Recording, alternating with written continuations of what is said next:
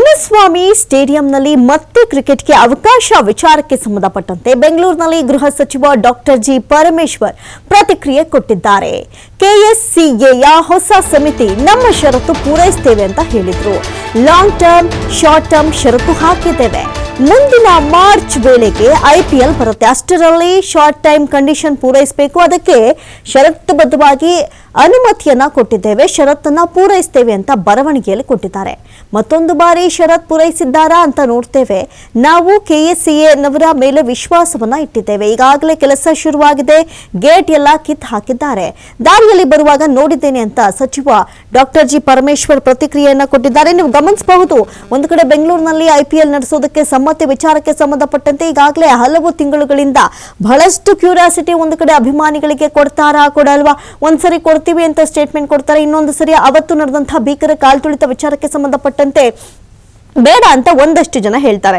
ಸದ್ಯಕ್ಕೆ ಆರ್ಸಿಬಿ ಫ್ಯಾನ್ಸ್ಗೆ ಸರ್ಕಾರದಿಂದ ಒಂದು ಗುಡ್ ನ್ಯೂಸ್ ಅಂತ ಹೇಳ್ಬೋದು. ಯಾಕಂತ ಹೇಳಿದ್ರೆ ಐಪಿಎಲ್ ಬೆಂಗಳೂರಲ್ಲೇ ನಡೆಸಬೇಕು, ನಮ್ಮ ಚಿನ್ನಸ್ವಾಮಿ ಸ್ಟೇಡಿಯಂ ಅಲ್ಲೇ ನಡೆಸಬೇಕು ಎನ್ನುವಂತಹ ನಿಟ್ಟಿನಲ್ಲಿ ಸರ್ಕಾರ ಮೊದಲಿನಿಂದಲೂ ಅಭಿಮಾನಿಗಳ ಪರವಾಗಿನೇ ಧ್ವನಿ ಎತ್ತಿರೋದು. ಅದರಲ್ಲೂ ಕೂಡ ಡಿಕೆಶಿನೂ ಕೂಡ ಒಂದಷ್ಟು ಸ್ಟೇಟ್ಮೆಂಟ್ ಕೊಟ್ಟಿದ್ರು. ಅವಾಗಲೂ ಕೂಡ ಅಭಿಮಾನಿಗಳು ಸಿಕ್ಕಾಪಟ್ಟೆ ಖುಷಿ ಆಗಿದ್ರು, ನಮ್ಮ ಐಪಿಎಲ್ ನಮ್ಮಲ್ಲೇ ನಡೆಯುತ್ತೆ ಅಂತ ಹೇಳಿ.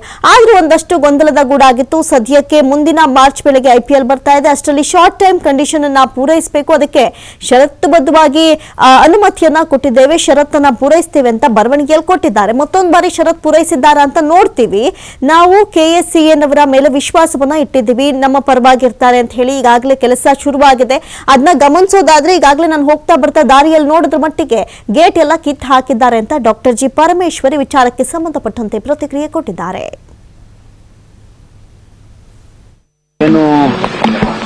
ಕ್ರಿಕೆಟ್ ಸ್ಟೇಡಿಯಂ ಅಲ್ಲಿ, ಚಿನ್ನಸ್ವಾಮಿ ಕ್ರಿಕೆಟ್ ಸ್ಟೇಡಿಯಂ ಅಲ್ಲಿ ಅನಾಹುತ ಆಗಿತ್ತು.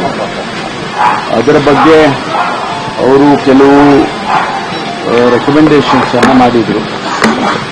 ಆ ರೆಕಮೆಂಡೇಶನ್ ಅನ್ವಯ ನಾವು ಒಂದು ಕಮಿಟಿಯನ್ನ ಸೆಟಪ್ ಮಾಡಿದ್ವಿ. ಕ್ಯಾಬಿನೆಟ್ ಅಲ್ಲಿ ಇದಕ್ಕೆ ಚರ್ಚೆ ಮಾಡಿ ಒಂದು ಸಮಿತಿಯನ್ನ ರಚನೆ ಮಾಡಿದ್ರು. ಆ ಸಮಿತಿ ಕೂಡ ಏನ್ ಮಾಡಿದ್ದಾರೆ, ಯಾಕೆಂದ್ರೆ ನಾವು ಜಸ್ಟಿಸ್ ಪುನಾ ಅವರ ರೆಕಮೆಂಡೇಶನ್ಸ್ ಅನ್ನ ಕೆಎಸ್ಸಿಎನವ್ರಿಗೂ ಕೂಡ ಕಳಿಸಿದ್ದೇವೆ, ಇದೆಲ್ಲ ಫುಲ್ಫಿಲ್ ಮಾಡಬೇಕು ನೀವು ಅಂತ.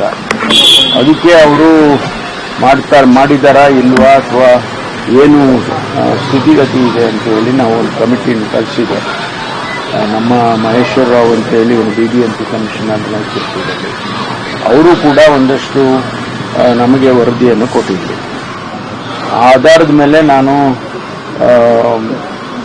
ಕ್ಯಾಬಿನೆಟ್ಗೆ ತಗೊಂಡು ಹೋಗಿದ್ದೆ. ಕ್ಯಾಬಿನೆಟ್ಗೆ ತಗೊಂಡು ಹೋಗೋಕೆ ಮುಂಚೆ ಕೆಎಸ್ಸಿನವರು ನಮಗೆ ಮನವಿ ಮಾಡಿಕೊಂಡ್ರು, ನಾವೆಲ್ಲ ಫುಲ್ಫಿಲ್ ಮಾಡ್ತೀವಿ, ಹೊಸ ಸಮಿತಿ ಬಂದಿದೆ, ನಾವು ಫುಲ್ಫಿಲ್ ಮಾಡ್ತೀವಿ, ಅದನ್ನೆಲ್ಲ ನಮಗೆ ಪರ್ಮಿಷನ್ ಕೊಡಿ ಅಂತೇಳಿ. ಅದಕ್ಕೆ ಕ್ಯಾಬಿನೆಟ್ ಅಲ್ಲಿ ಚರ್ಚೆ ಮಾಡಿ long term, short term implementation ಅಂತ ಆಧಾರದ ಮೇಲೆ ಅವರಿಗೆ ಕೊಡಿ.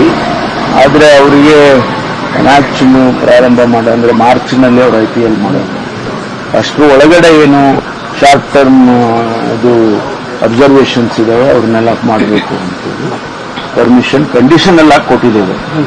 ಮತ್ತೊಂದು ಬಾರಿ ಫೈನಲ್ ಆಗಿ ನೋಡ್ತೇವೆ ಎಷ್ಟು ಮಟ್ಟಿಗೆ ಅವರು ಫುಲ್ಫಿಲ್ ಮಾಡಿದ್ದಾರೆ ಅಂತ.